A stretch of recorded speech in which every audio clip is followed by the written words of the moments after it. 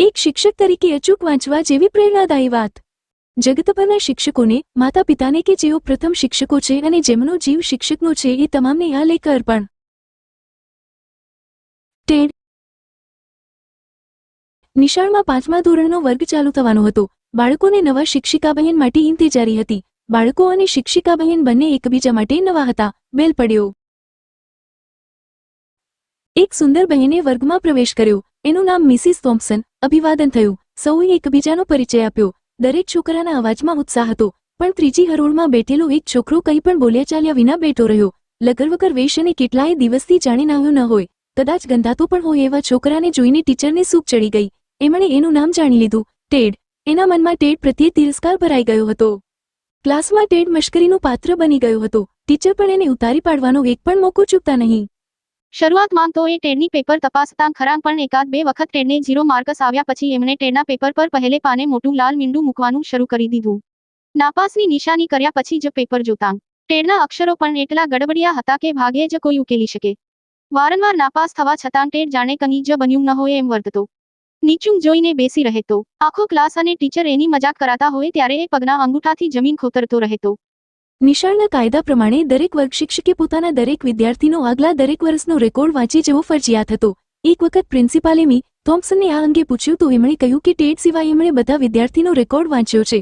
પ્રિન્સિપાલે ટેડનો record પણ જલ્દીથી વાંચી જવાની તાકીદ કરી। આખરે એક રવિવારે એમણે ટેડનો રેકોર્ડ હાથમાં લીધો। ટેડના પહેલા ધોરણના વર્ગ શિક્ષકે લખેલું કે ટેડ એક ખૂબ જ હસમુખો અને હોશિયાર છોકરો છે। એના અક્ષર મોતીના દાણા જેવા છે। આટલો ઉત્સાહી અને જીવંત છોકરો વર્ગમાં બીજો એકે નથી। એ કદાચ ભવિષ્યનો સિતારો છે। I wish all the best to him. Mrs થોમ્પસનને આ વાંચીને નવાઈ લાગી, કારણ કે આજના ટેડ સાથે આ વાતનો કોઈ મેળ ખાતો નહોતો। એમણે આગળ વાંચવાનું શરૂ કર્યું। બીજા ધોરણના શિક્ષકે નોંધ કરી હતી કે ટેડ અત્યંત હોશિયાર અને ચપળ છોકરો છે। દરેક વિદ્યાર્થીનો એ માનીતો છે, પણ પાછલા થોડા દિવસથી એ બેધ્યાન બની ગયો છે। એનું કારણ એની માતાને છેલ્લા તબક્કાનું કેન્સર છે એ હોઈ શકે। સાંભળવામાં આવ્યા મુજબ એના પિતા દારૂડિયા છે।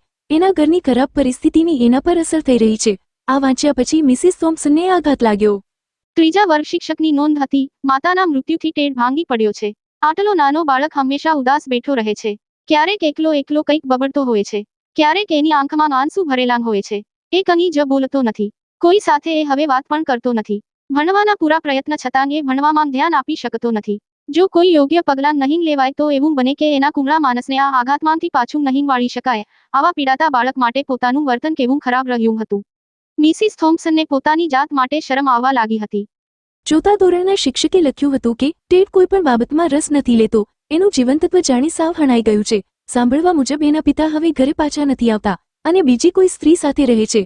ઘરડી દાદી જોડે રહેતો ટેડ રાત્રે મોડે સુધી દાદીને મદદ કરવાને કારણે ક્લાસમાં ક્યારેક ઊંઘી જાય છે। એને હવે એક પણ મિત્ર નથી। સાવ જ એકલો એ ક્યારેક રડતો પણ હોય છે। એ કોઈની સાથે વાત પણ નથી કરતો। પોતાના શરીર કે વાળની દરકાર પણ નથી રાખતો। ભગવાનને હું પ્રાર્થના કરું છું કે ટેડને મદદ કરે। બસ આટલું વાંચતા જ મિસિસ થોમ્પસન ચોધાર આંસુએ રડી પડ્યા। પહેલા તો એમને પોતાની જાત માટે શરમ આવેલી, પણ છેલ્લી નોંધ વાંચ્યા પછી તો એમને પોતાની જાત પર તિરસ્કાર છૂટ્યો। એક નાનકડા નિર્દોષ જીવને પોતે અજાણતા જ કેવી ઈજા પહોંચાડી હતી। ટેડ મેલો ગેલો હતો, લગરગર હતો અને ગંદાતો હતો એ પોતે જોયું, પણ એ શું કામ એવો હતો એ જાણવાની આ 6 મહિનામાં કદી દરકાર ન કરી। એ ભણવામાં 0 માર્ક્સ લાવતો હતો એ પોતે પેલા લાલ મોટા મીંડાથી સાબિત કર્યું હતું, પણ એ છોકરો શું કામ નાપાસ થતો હતો એ જાણવાની ક્યારેય ઈચ્છા પણ નહોતી કરી। શું પોતે એક સાચા શિક્ષકને શોભે એવું કામ કર્યું હતું ખરું? જરાય નહીં। ઉલટાનું પોતે તો સાવ વખોડવાલાયક કામ જ કર્યું હતું। રવિવારનો બાકીનો દિવસ એના આંસુ બંધ ન થયા। બીજા દિવસનો સોમવાર નાતાલની રજા અગાઉનો છેલ્લો દિવસ હતો। એ દિવસે બધા બાળકો શિક્ષક માટે નાતાલની ભેટ લાવે એવો રિવાજ હતો। 5મા ધોરણના બાળકો પણ પોતાના શિક્ષકને ભેટ આપવા થનગની રહ્યા હતા। બેલ વાગ્યો અને હળવા પગલે મિસિસ થોમ્પસન ક્લાસમાં દાખલ થયા। આ 6 મહિનામાં પહેલીવાર એમણે ટેડ સામે જોઈ સ્મિત કર્યું, પણ ટેડ તો સ્થિતપ્રજ્ઞની જેમ કોઈ હાવભાવ વગર બેઠો રહ્યો। બધા બાળકો એક પછી એક આવીને મેરી ક્રિસમસ મિસિસ થોમ્પસન કહેતા પોતાના હાથમાંથી રંગીન કાગળમાં વીંટાળેલા બોક્સ મિસિસ થોમ્પસનને આપતા હતા। ટેડ માથું ઝુકાવીને બેઠો હતો। છેલ્લે ટેડ ઊભો થયો। એના હાથમાં કરિયાણાની દુકાનેથી આવેલી કથ્થાઈ કાગળની કોથળી હતી। ટેડે ડૂચાની જેમ એ કોથળીને પોતાના હાથમાં પકડી હતી। થોડું ચાલ્યા પછી એ મૂંઝાયો। બધા છોકરાઓ એના હાથમાંની ગંદી કોથળી જોઈને હસતા એની મશ્કરી કરવા લાગ્યા। બંને હાથ વડે કોથળીને સજ્જડ પકડીને ટેડ મિસિસ થોમ્પસન પાસે પહોંચ્યો। નીચું જોઈને ખચકાતાં એણે હાથ લંબાવ્યો। મારા વહાલા દીકરા, આ ભેટ આપવા બદલ તારો ખૂબ ખૂબ આભાર, કહેતા મિસિસ થોમ્પસને એના માથા પર પહેલીવાર સાચા દિલથી હાથ ફેરવ્યો ટેડે પોતાની માતાના મૃત્યુ પછી કદાચ પહેલીવાર આવો પ્રેમાળ સ્પર્શ અનુભવ્યો હશે. એણે મિસિસ થોમ્પસનની આંખોમાં જોયું. એમાં પસ્તાવાના આંસુની ભીના શુભ્રી આવી હતી. ટેડની આંખમાં પણ આભારના 1000 શબ્દો લખાઈ ચૂક્યા હતા. એ ઝડપથી ચાલીને પોતાની જગ્યાએ બેસી ગયો. મિસિસ થોમ્પસને ટેડે આપેલી કથ્થાઈ કાગળની કોતરી ખોલી. દરિયાકાંઠેથી વીણેલાં છીપલાંગનો એક કડંગો પાટલો બ્રેસલેટ એમાં હતો. ટેડે જાતે જ બનાવેલો. અમુક છીપલાંગ બનાવતાં જ તૂટી ગયેલાં એની સાથે હતી પોણી વપરાઈ ગયેલી પરફ્યુમની બાટલી. આખો વર્ગ આ વસ્તુઓને જોઈને હસવા લાગ્યો. પણ મિસિસ થોમ્પસને બધાને ચૂપ કરી દીધાં. ટેડ સામે જોઈને વહાલથી પૂછ્યું, ટેડ દીકરા સાચું કહું, આટલી સરસ ભેટ મને ક્યારેય કોઈએ આપી નથી. બીજા બધાએ મને સ્ટોર્સમાં મળતી તૈયાર વસ્તુઓ જ આપી છે. પણ તેમ તો મારા માટે ભેટ જાતે જ તૈયાર કરી છે ખરું ને? હકારમાં મસ્તક હલાવી ટેડ નીચું જોઈ ગયો. એ દિવસે બાકીના દરેક પીરિયડમાં મિસિસ થોમ્પસને એ બ્રેસલેટ પહેરી જ રાખ્યું. એ સાંજે એમના ઘરના દરવાજાની નીચેથી એક પત્ર સરકીને અંદર આવ્યો. એમાં લખ્યું હતું કે, મારી માતાના મૃત્યુ પછી તમે પહેલી એવી વ્યક્તિ છો જેણે મને સાચું વહાલ કર્યું હોય. તમે સૌથી સારા ટીચર છો, ટેડ. વાંચીને મિસિસ થોમ્પસનની આંખમાં આંસુ આવી ગયા. એમના દુખતા હૃદયને થોડીક શાંતિ મળી. બીજે દિવસે ટેડ નહાઈને ક્લાસમાં આવ્યો હતો. એના વાળ પણ વ્યવસ્થિત હતા. પહેલી વખત કદાચ એણે ધોયેલા કપડાં પહેર્યા હતા. ત્યાર પછીથી તો જાણે ટૂંટા ઝાડને વસંતનો વાયરો સ્પર્શી ગયો હોય એમ ટેડ ઝડપભેર ખીલવા લાગ્યો. મિસિસ થોમ્પસન પણ એનું ખાસ ધ્યાન રાખતા ટેડના વખાણ કરવાની એક પણ તક જતી ન કરતા. ટેડ માસિક પરીક્ષામાં 6ઠ્ઠા નંબરે આવ્યો હતો અને વાર્ષિક પરીક્ષામાં પ્રથમ. વર્ષના અંતે એ ક્લાસના વિદ્યાર્થીઓનો વિદાય સમારંભ યોજાયો ત્યારે ટેડ ખૂબ રડ્યો. મિસિસ થોમ્પસન પણ એટલું જ રડ્યા. હવે ટેડ એમનો સૌથી વહાલો અને માનીતો વિદ્યાર્થી બની ચૂક્યો હતો. એક વર્ષ પછી મિસિસ થોમ્પસનને ટેડનો પત્ર મળ્યો. એણે લખ્યું હતું કે હજી એના માટે સૌથી શ્રેષ્ઠ ટીચર મિસિસ થોમ્પસન જ છે અને જિંદગીમાં એમને ક્યારેય નહીં ભૂલી શકે. સમય સરકતો ગયો. 6-7 વર્ષ પછી મિસિસ થોમ્પસન આ ઘટનાને લગભગ ભૂલી જવા આવ્યા હતા. એવે વખતે ફરી એક વખત ટેડનો પત્ર આવ્યો. એણે લખ્યું હતું, મિસિસ થોમ્પસન, તમે મારી જિંદગીમાં સૌથી આદરણીય અને શ્રેષ્ઠ વ્યક્તિ આજે પણ છો. દાદીના મરી ગયા પછી મજૂરી કરીને ભણતા મેં હાઈસ્કૂલનો અભ્યાસ પૂરો કર્યો છે. આજે હું સમગ્ર બોર્ડમાં 3જા નંબરે પાસ થયો છું.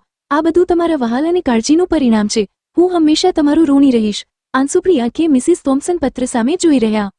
પછી 5 વર્ષ સુધી ટેડના કોઈ જ સમાચાર ન મળ્યા. બોર્ડની પરીક્ષા પછી એણે આગળ શું કર્યું એની એમને કંઈ જ ખબર નહોતી. એવામાં એક દિવસ એક સરસ મજાનું પરબીડિયું એમના દ્વાર નીચેથી સરક્યું. આ વખતે, તમે મારા જીવનના સૌથી આદરણીય વ્યક્તિ છો, એથી વધારે વિગત નહોતી. ટેડ એમને જલ્દી મળવા આવશે એવું લખ્યું હતું. પણ પત્રમાં સહી બદલાઈ ગઈ હતી. પત્રને અંતે જ્યાં ટેડ એમ લખતો હતો ત્યાં આ વખતે ડો. Theodore F. સ્ટોડાર્ડ એમ. ડી. એમ લખ્યું હતું. હા, ટેડ હવે ડોક્ટર બની ગયો હતો. મિસિસ થોમ્પસનની આંખમાંથી હર્ષાશ્રુ વહી રહ્યા. પત્ર મળ્યાના 2 દિવસમાં જ સવારના 8 વાગ્યામાં મિસિસ થોમ્પસનના ઘરની ડોરબેલ વાગી. દ્વાર ખોલીને જુએ છે તો સામે એક પડચંદ અને ફૂટલો યુવાન ઊભો હતો. એની સાથે એક રૂપાળી યુવતી હતી. યુવાને પૂછ્યું, ઓળખ્યો મને? મિસિસ થોમ્પસન હજુ અવળમાં હતા. હું ટેડ અને આ મારી વાગ્દત્તા, એટલું કહીને ટેડ મિસિસ થોમ્પસનના પગમાં પડી ગયો. ક્યાંની સુધી રડ્યા પછી ટેડે પોતાના લગ્નનું આમંત્રણ આપ્યું. 3 દિવસ પછી ટેડના લગ્નમાં મિસિસ થોમ્પસન આવ્યા ત્યારે ટેડે મિસિસ થોમ્પસનને પોતાની માતાની જગ્યાએ બેસાડ્યા. એમના શરીર પરથી આવતી પરફ્યુમની સુગંધ ટેડ ઓળખી ગયો. પોતે જે પોણી વપરાયેલી બાટલી મિસિસ થોમ્પસનને ભેટ આપી હતી એ જ. એણે કહ્યું, મેમ, આ સ્પ્રેની પોણી બાટલી મારી માએ વાપરેલી. બાકીની પા મેં તમને આપેલી. એટલે આ સુગંધથી મને લાગે છે જાણે મારી મા જ ત્યાં બિરાજે છે.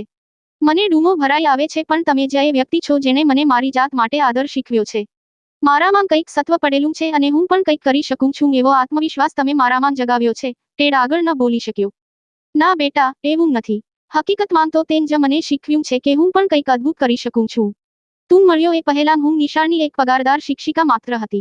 કેમ ભણાવવું જોઈએ એ તો મને તું મળ્યો પછી જ સમજાયું. ચોપડીઓમાં રહેલા વિષયોની સાથે બીજું કંઈક પણ ભણાવવાની દૃષ્ટિ તો તેં જ મને આપી. શિક્ષકની સાથે એક સારા માણસ બનવાનું તારું એ ઋણ હું ક્યારે ચૂકવી શકીશ. ટેડ એમના ચરણોમાં નમી પડ્યો. મિસિસ થોમ્પસને એને આશીર્વાદ આપવા હાથ લંબાવ્યો ત્યારે એમના હાથમાં પેલું તૂટેલા શંખલાનું બ્રેસલેટ હતું. આઈ કે વીજળીવાળા. વાંચ્યા પછી આગળ મોકલવા જેવું લાગે તો જરૂર મોકલો. આ પોસ્ટ ગમી હોય તો લાઇક કરશો. દરરોજ નવી વાર્તા સાંભળવા માટે ચેનલને સબસ્ક્રાઇબ કરશો.